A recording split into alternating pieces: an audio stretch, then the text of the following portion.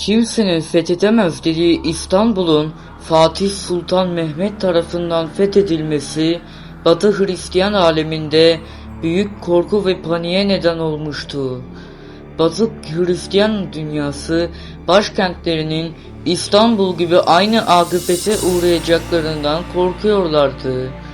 İleride Papa Fatih Sultan Mehmet'e Hristiyanlık teklif edecek, Venedikliler ise Fatih'e suikast girişimlerinde bulunacaklardı.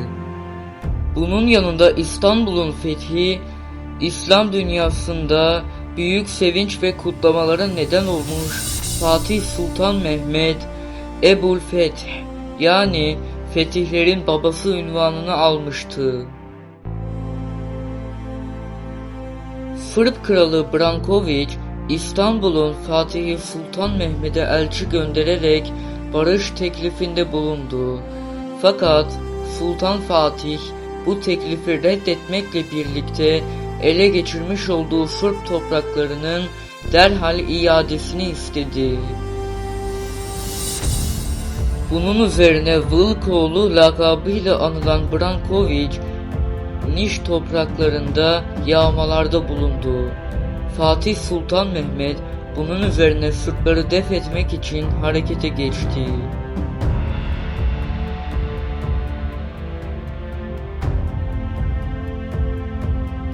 Bu sırada Sırp kralı Branković Macaristan'a kaçmış ve yardım istemişti.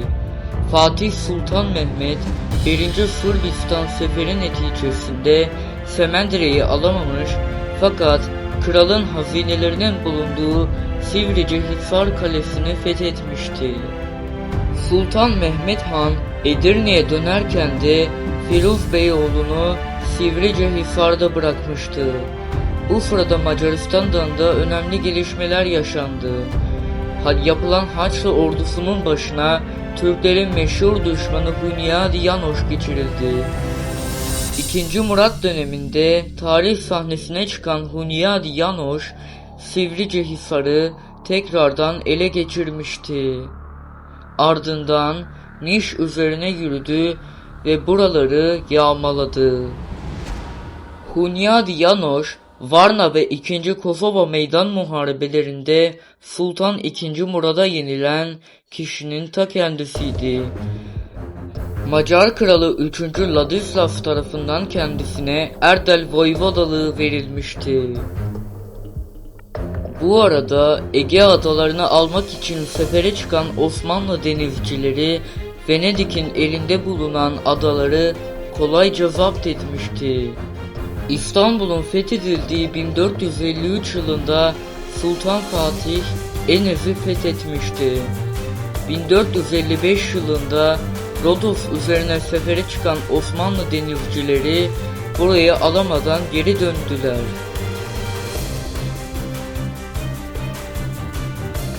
...1456 yılında hazır olan Fatih Sultan Mehmet, babasının kuşatıp da alamadığı Belgrad'ı fethetmek için 80.000 kişilik ordusuyla harekete geçti. Belgrad önlerine gelen Osmanlı ordusu kaleyi kuşatmaya başladı. Belgrad önlerinde küffarla çarpışmaya başladı. Bu şehir 1440 yılında II. Murat tarafından kuşatılmış fakat kış mevsiminin yaklaşması üzerine kuşatma kaldırılmıştı. II. Murad'a göre Belgrad Macaristan'ın kapısıydı.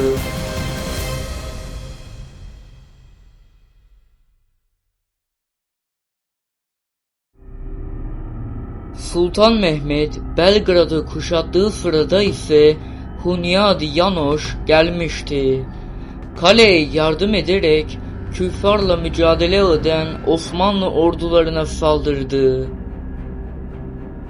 Bazı paşalar Sultan Mehmet'e geri çekilme teklifinde bulunsalar da Sultan Mehmet bu teklifi reddetti. Bu sırada Hunyadi Yanoş Osmanlı kampı üzerine yürüyerek Fatih Sultan Mehmet'in ordusuyla çarpıştı. Bir ara Osmanlı orduları şehre girseler de Macar orduları tarafından imha edildiler.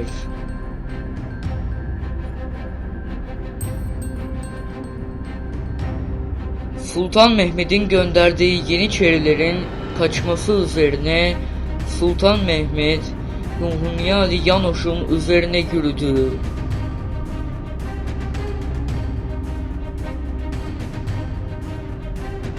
Padişahın düşman arasında olduğunu gören Yeniçeriler tekrardan saldırdılar. Sultan Fatih 3 Haçlı askerinin arasında kaldığı sırada baldırımdan bir kılıç darbesi aldı ve yaralandı. Ancak 3 Haçlı askerini de geri sermeye muvaffak oldu. Macar ordusu komutanı Hunyadi Yanoş da ağır yaralanmış ve hayatını kaybetmişti. Sultan Mehmet vaziyetin kötü olması üzerine kuşatmayı kaldırdı.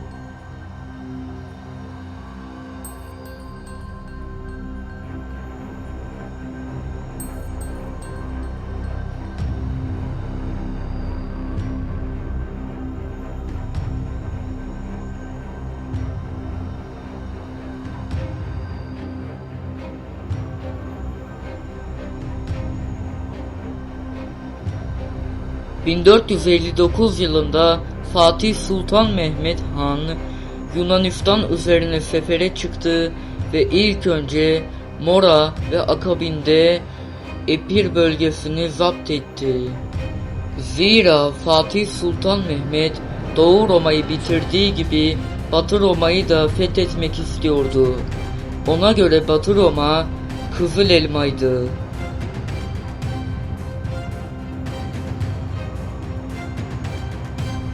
...1460 yılında gözünü Karadeniz toprakları üzerine dikti. Sultan Mehmet, Karadeniz'de Hristiyan yerleşimcilerin bulunmasına rahatsızdı. Bunların başında Amasra bulunuyordu.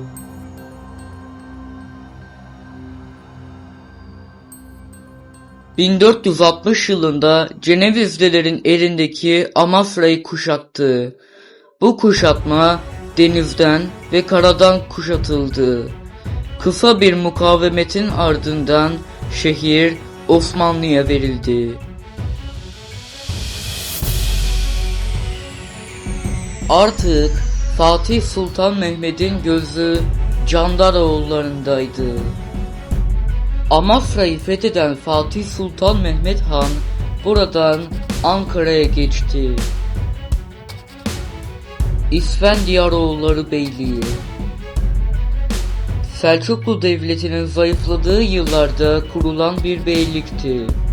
Bu beylik ilk önce Yıldırım Bayezid döneminde fethedilmiş fakat Ankara Savaşı sonrası yeniden bağımsızlık kazanmıştı. İsfendiyaroğlu İsmail Bey, oğlu Hasan'ı Sultan Mehmet'e göndererek barış teklif etse de Sultan Mehmet bu teklifi kabul etmedi ve Candaroğulları üzerine yürüdü.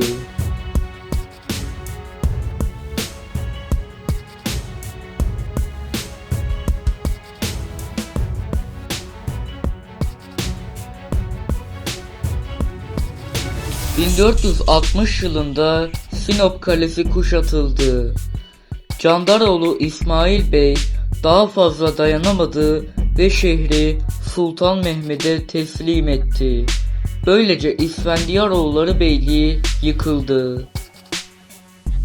Trabzon Rum İmparatorluğu 4. Haçlı Seferi sonrası Alexios Komnenos tarafından kurulmuştu.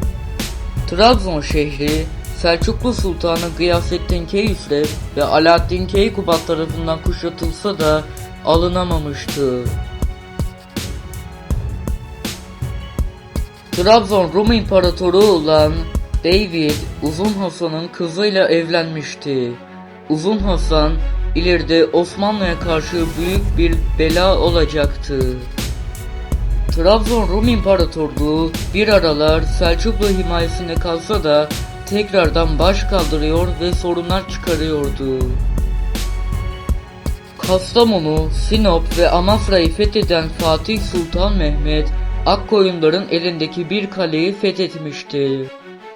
Fatih Sultan Muhammed Han Erzincan'a geldiğinde burada Trabzon'un fethi için hazırlıklara başlamıştı. Akkoyunlu hükümdarı Uzun Hasan, Trabzon'un fethinden sonra Fatih'in kendi üzerine yürüyeceğini hesap ettiğinden annesi olan Sara Hatun'u Sultan Mehmed'e elçi olarak gönderdi. Sultan Fatih, çok kıymetli Sara Hatun'a ana diye hitap ettiği rivayet edilir. 1461 yılında hazırlıklar tamamlanmış ve Osmanlı ordusu Trabzon üzerine yürümüştü.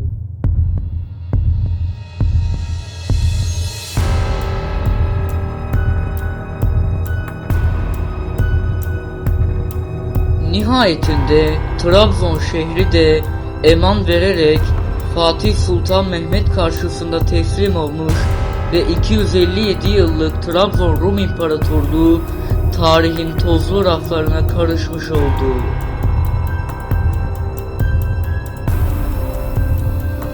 Böylece Fatih Sultan Mehmed Han 7 yılda 6 tane devleti fethetmiş ve nihayetinde İstanbul'a doğru yürüyüş yolculuğuna başlamıştı.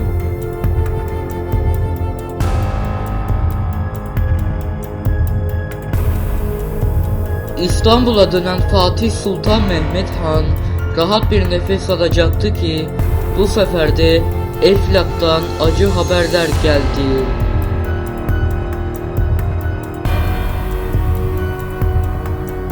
Eflak Voyvodası Vlad Drakula, Osmanlı halkını diri diri yakmaya ve kazıklara geçirmeye başlamıştı.